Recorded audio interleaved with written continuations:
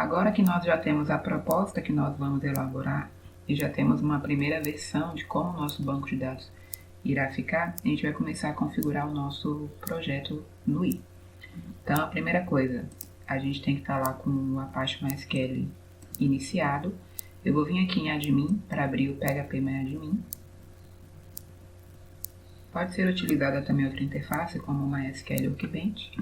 E aí a gente vai criar um novo banco de dados. Então, clica aqui em base de dados, criar base de dados.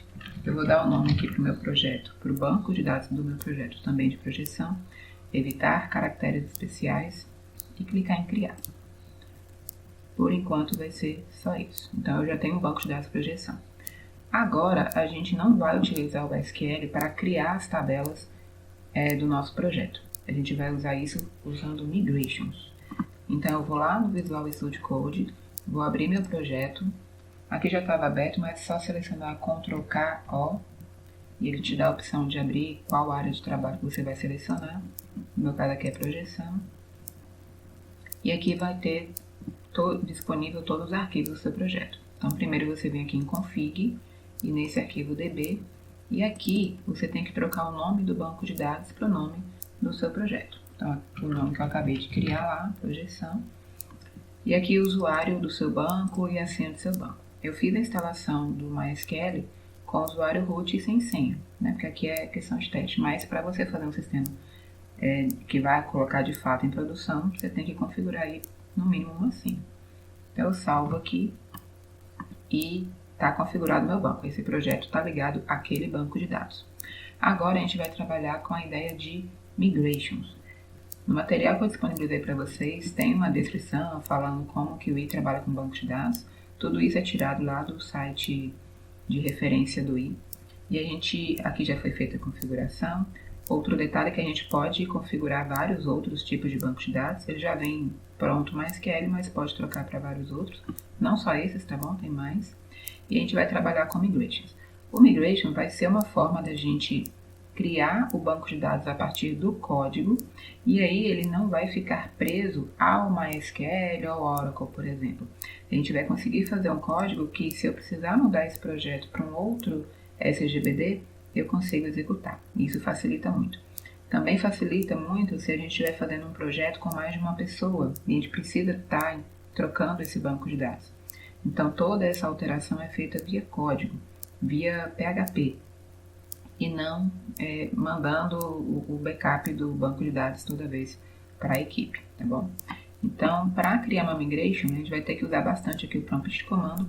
Eu já tenho que saber quais são as tabelas que eu preciso criar, quais são os campos que eu tenho que criar. Então, eu vou aqui abrir meu prompt de comando, vou para a pasta do meu projeto,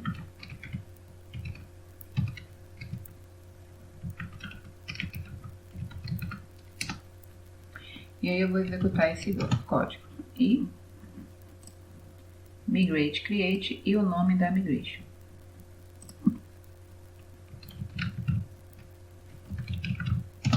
Eu vou aqui criar uma primeira migration só para a tabela núcleo. Então, vou colocar aqui núcleo. Vou dar Enter. Ele vai perguntar se eu quero mesmo criar. Responder sim. E aí a migration foi criada. O que ele fez? Ele veio aqui no meu projeto, criou uma nova pasta chamada migration e criou lá dentro um arquivo, que já é uma classe que estende a classe migration do i. E aí eu tenho duas funções que é o que a gente vai complementar, o safeUp e o safeDown. O safeUp é o que tem que ser executado no banco, no SGBD, no caso aqui o MySQL, quando eu rodar essa migration. E o safeDown é o que tem que acontecer se eu precisar reverter essa migration. Vou falar que eu fiz uma alteração no banco e algum motivo deu inconsistência no meu projeto. Então eu reverto aquela migration. E aí eu tenho que ter os passos, o que ele tem que apagar se eu pedir para reverter. Então, aqui eu vou pedir para criar a tabela e aqui eu vou pedir para excluir a tabela. E aqui no material que eu mostrei para vocês, tem todos os exemplos com os códigos também. Eu deixei o link aqui de onde tem todos os comandos. Bom, eu selecionei os principais, né, os mais comuns. Mas lá dentro do up, a gente vai colocar aqui, ó, create table, o nome da tabela, quais são os campos. E aí, para cada campo, eu vou colocar ou uma restrição, no caso de chave primária, o tipo de dado e aqui alguma restrição. E aqui eu tenho os comandos possíveis, posso criar, apagar a tabela, adicionar a coluna, adicionar a chave primária. Então eu posso definir aqui primeiro que ele é um atributo simples e depois pedir para adicionar a chave primária, adicionar a chave estrangeira que a gente vai precisar, apagar a chave estrangeira, criar índices. Aqui são os tipos de dados possíveis e aí ele mapeia cada tipo de dado desse para cada SGBD que ele tem compatibilidade. Então, por exemplo, aqui na string, no MySQL, ele vai gerar um varchar de 255 posições. No SQL Server, ele vai criar um formato padrão do SQL Server. E aí, então, ele consegue mapear do código PHP para cada padrão de SGBD. Então, eu não preciso me preocupar com detalhes do MySQL, nem do SGBD que eu estiver trabalhando. Eu consigo fazer uma coisa de alto nível, sem estar tão ligado assim ao SGBD. E se eu trocar de SGBD, ele também já vai traduzir isso automaticamente, não precisa alterar meu código.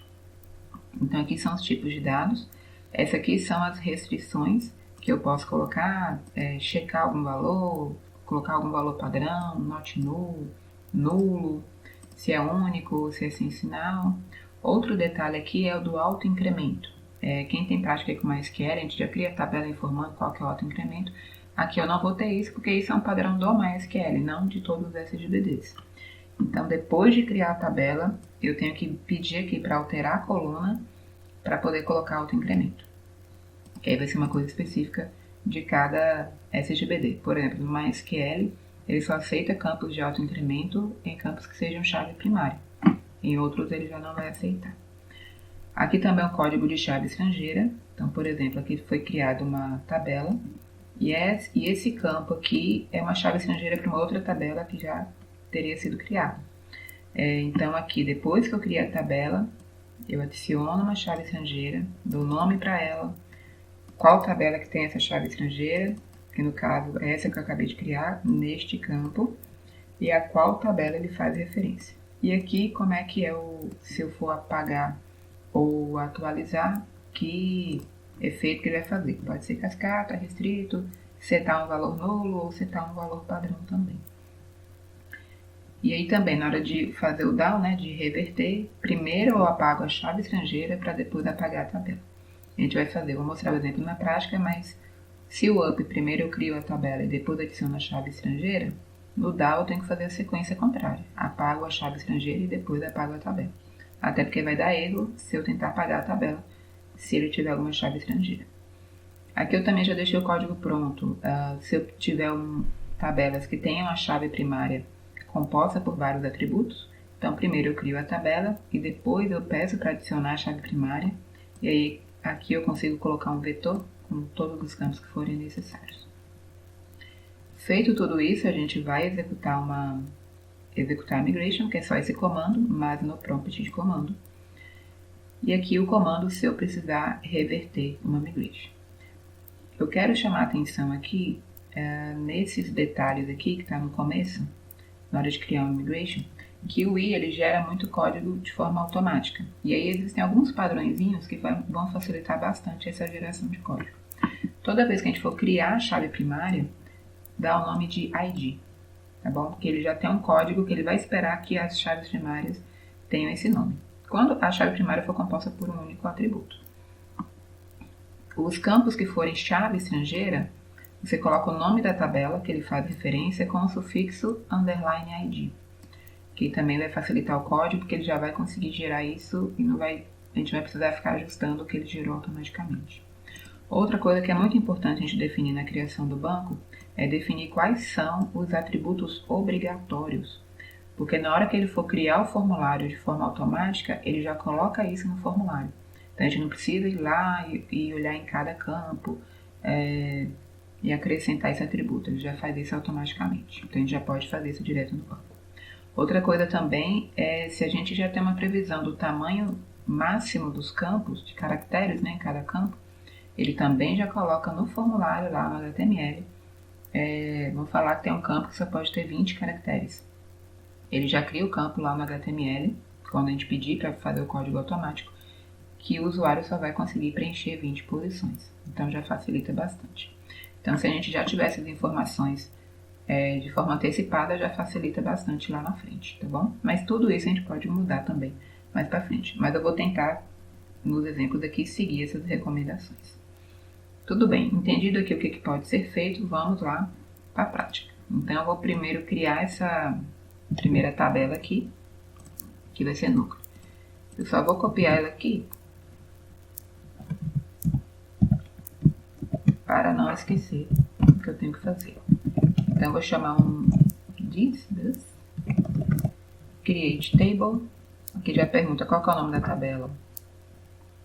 Pode ser minúsculo ou maiúsculo, mas eu vou usar aqui tudo maiúsculo, tá bom? Então minha tabela vai chamar núcleo. Esses options aqui seriam coisas a mais que a gente poderia colocar na criação da tabela, mas eu não vou explorar com vocês. E aqui eu abro um colchete, e dentro desse colchete eu vou colocar os atributos dessa tabela. Então eu vou colocar aqui que eu tenho um campo ID, e que ele também chamo de, e que ele é minha chave primária. Aqui ele não aparece, mas tem, né? Não aparece o código automático. E aí depois eu tenho um nome, que é uma string. E aí como o nome do núcleo não tem previsão do tamanho que ele pode ter, eu colocaria aqui dentro, tá bom? 30 posições. Mas como pode ser um valor bem variado aí, eu não vou colocar nada. E aí ele vai criar automaticamente o maior tamanho possível. No caso do MySQL, ele vai criar um varchar de 255 posições. Criei minha tabela, tá bom? Já defini a chave primária. Aqui a gente não precisa colocar autoincremento, porque quando isso é traduzido para o MySQL, ele já coloca como padrão que toda chave primária é autoincremento, tá bom? Então agora a gente tem que ir para o SafeDown. Aqui no SafeUp eu criei a tabela. No SafeDown, se eu precisar reverter, eu tenho que excluir a tabela. Então eu vou colocar this drop table núcleo. Então se eu reverter esse comando, essa migration, ele vai excluir a tabela. Fiz a migration, verifico se tem alguma coisa errada, aí eu vou lá para o meu prompt de comando.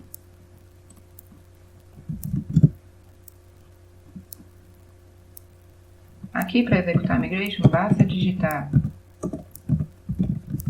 imigrate. Ele vai verificar tudo que ainda não foi aplicado, que está lá. Pergunta se eu quero aplicar, mostra que tem um, né? E aí ele aplicou. O que aconteceu? A gente vai lá no nosso banco de dados, abrir aqui projeção, e lá, a tabela que a gente pediu para criar núcleo, tá lá. Se a gente olhar a estrutura, ele criou lá ID, nome, aqui chave primária ele coloca já como inteiro, automaticamente como autoincremento, e o que a gente colocou como string ele já definiu como varchar de 255 posições. Vocês vão observar também que ele criou uma tabela migration, que tem que ficar lá, não é para mexer, que ele vai anotando tudo o que já foi feito, o que não foi feito. Aqui que ele controla quais já foram executadas e quando vai reverter, qual que tem para reverter. Então é uma tabelinha lá para ficar quietinha. Bom, criei minha primeira migration, né? Criei uma migration que faz a criação da tabela núcleo. Agora eu quero criar essa próxima tabela aqui, ó, usuário. Que no caso aqui tem uma chave estrangeira. Então, para isso, eu não vou vir aqui e acrescentar, porque eu já executei essa migration. Então, eu vou vir aqui e criar uma nova migration. Vai ser o comando migration, create e o nome da migration. Agora eu vou chamar de usuário. Pergunta se eu quero criar mesmo. O que ele fez? Criou um novo arquivo, onde eu vou colocar lá meus comandos. Então, agora a minha tabela usuário. Create table, o nome da tabela. Esses options eu vou tirar. E minhas colunas serão um vetor. Então, minha primeira coluna, que é o ID, eu vou já colocar todos aqui para facilitar.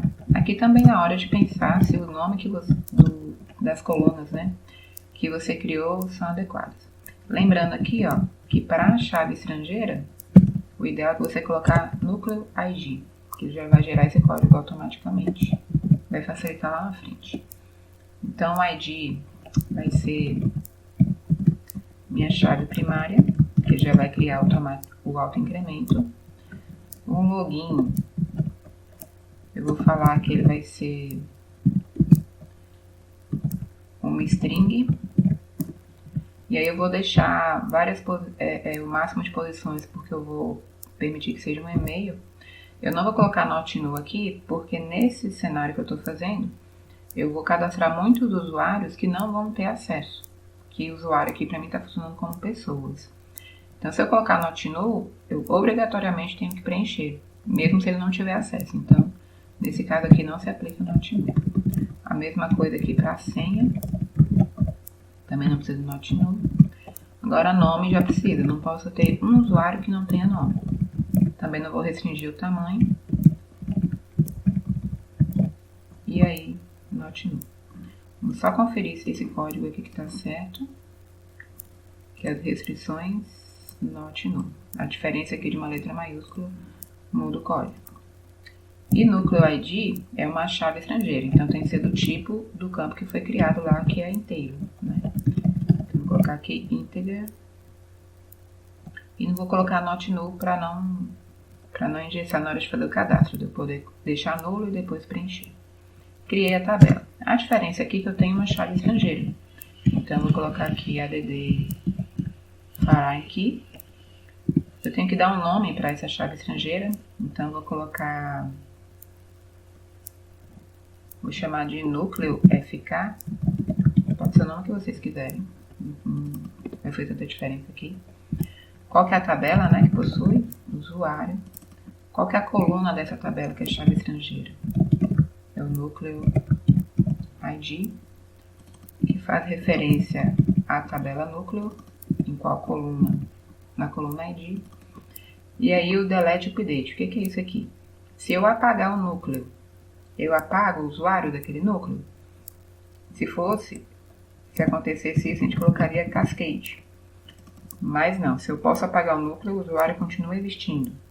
Então eu posso colocar restrict, que ele não deixa apagar o núcleo se tiver usuários relacionados. Eu poderia colocar também set null, ele não ia apagar o usuário e no lugar do valor ele ia substituir por nulo. E eu poderia colocar também set value e definir um valor. No lugar daquele valor que eu excluí, ele colocaria 1, por exemplo. Aqui eu vou colocar restrict. E aí eu posso até tirar o update, porque se eu coloco só um restrict, ele já aplica tanto para o delete quanto para o update também. E aí, eu tô falando, ó, esse campo aqui, eu tô falando, opa, aqui tá errado, núcleo ID, ele faz referência da tabela usuário, faz referência à coluna ID da tabela núcleo. E se eu tentar excluir o núcleo que esteja referenciado na tabela usuário, ele não vai deixar, vai estar restrito. Bom, adicionei a chave estrangeira. Então, dessa tabela aqui já está resolvido. O que eu vou colocar aqui no safe data? Eu tenho que apagar primeiro a chave estrangeira. Foreign key. Aí aqui vai pedir o nome daquela chave estrangeira. E aí eu coloco o mesmo nome. De qual tabela? Da tabela usuário. Cada tabela pode ter várias chaves estrangeiras. E aqui eu apago a tabela, caso eu queira reverter esse migration. Acho que está tudo certo aqui, vamos testar lá no prompt de comando. Então aqui eu vou vir y-migration, ele vai verificar o que tem lá que ainda não foi aplicado. Aí, por exemplo, tem duas migrations, núcleo e usuário. Ele consegue identificar que núcleo já foi aplicado e agora é o usuário que ainda não foi aplicado. Eu falo o que eu quero, criou a tabela, está tentando adicionar a chave estrangeira. Deu tudo certo. Se a gente olhar lá no banco de dados, agora a gente tem a tabela usuário, e aí a minha estrutura, ainda não tem nada, né? A minha estrutura já criou outro incremento, pode ser nulo, tudo com baixado em 55 posições. Aqui ele identificou que é uma chave estrangeira, e no MySQL, chave estrangeira já vira um índice, mas isso é um padrão do MySQL, então tá tudo certo. O que a gente tem que fazer agora? Eu tenho várias outras tabelas a serem feitas. Então, eu vou implementar cada uma delas e daqui a pouco eu mostro o resultado. Aqui eu finalizei toda a migration do meu projeto. Então, aqui para cada tabela eu fiz uma migration. Então, aqui eu preciso de uma chave estrangeira. Aqui em curso não precisava, só basta a chave primária. Mas, por exemplo, aqui em coordena, que é um relacionamento de muitos para muitos, eu não defini nenhuma chave primária aqui, mas precisei definir depois, porque a chave primária é composta por 2 colunas. As chaves estrangeiras aqui, apaguei chave estrangeira, no down. Uma outra coisa que tem que prestar bastante atenção, quando eu cheguei aqui para criar a disciplina, estava dando erro e aí eu fui descobrir o seguinte: quando a gente define a chave estrangeira, a gente tem que dar um nome para ela. E esse nome, ele não pode se repetir entre nenhuma das tabelas. Então, eu estava tentando colocar núcleo underline FK, e aqui no usuário eu já tinha uma chave estrangeira chamada núcleo FK. Ele estava dando erro na duplicação desse nome aqui. Então, cada chave estrangeira que você criar dentro do seu banco de dados tem que ter nomes de chaves estrangeiras diferenciados. Um outro comando também interessante de utilizar vai ser o seguinte: se você criar vários arquivos de migration e ainda não tiver preenchido nenhum, você não quer executar todas as migrations de uma vez, você quer executar só uma, você consegue coordenar qual que você quer executar. E aí você pode colocar 1, 2 ou 3 e ele vai procurar. Se você colocar 1, ele vai procurar a próxima migration que está para ser executada. Se você colocar 2, ele vai procurar as 2 próximas que tem para ser executada. Outra coisa também que seria uma recomendação é criar uma migration para cada tabela vai facilitar quando você precisar consultar o que foi feito. Então, como que eu criei a tabela núcleo, já está aqui bem separadinho. Mas você pode criar um arquivo só e colocar tudo também, que vai funcionar. Uma outra coisa também interessante é se você cria para cada tabela, executar migration por migration. Se der algum erro, ser mais fácil de identificar onde está esse erro, tá bom? Então, pode parecer um pouco trabalhoso, mas vai facilitar a manutenção mais para frente. Bom, já fizemos bastante alterações aqui nesse projeto e o interessante é toda alteração enviar para o Git. Eu vou acessar então o Git Bash e acessar a pasta do projeto. Dentro da pasta do projeto, primeiro eu faço um git add espaço ponto, que vai verificar todos os arquivos que foram alterados. E aí vocês vão ver que são os arquivos da migration.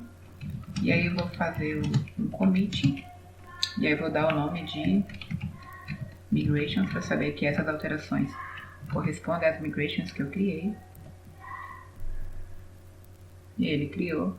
Então todas essas alterações estão lá na minha migration. E aí eu vou mandar para o GitHub, no caso.